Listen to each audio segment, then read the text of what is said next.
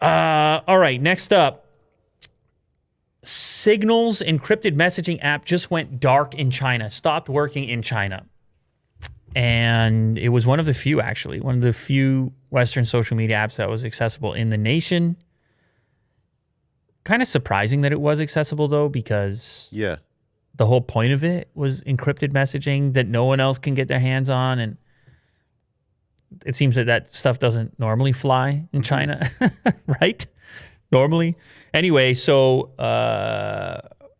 it has gone dark in the nation, according to reports from TechCrunch and Reuters. The app, which is often used by reporters and anyone needing privacy, obviously, has been unavailable in mainland China since early this morning. The website, as well, was blocked as of March 15th. So it sounded like it's a wrap for Signal in China. It had been installed 500,000 times in the nation, which isn't all that much compared to the 1.1 billion users of WeChat, the dominant messaging platform in China, but it is still something, enough to put it on the radar of the regulators over there and apparently take it down.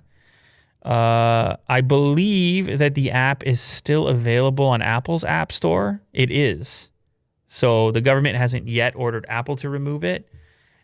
You can still use it via a VPN if you really need to, but I guess it's unfortunate. I mean, you want people to have options over here. Yeah, what about Telegram? Do you think they're next?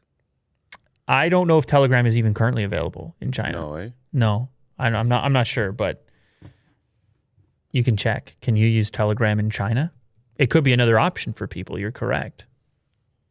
Yes, Telegram is blocked in China. Oh. The messaging app and his website were censored in 2015 after a distributed denial of service attack on its servers in Asia Pacific, which some believe to be a state-sponsored act. Whoa!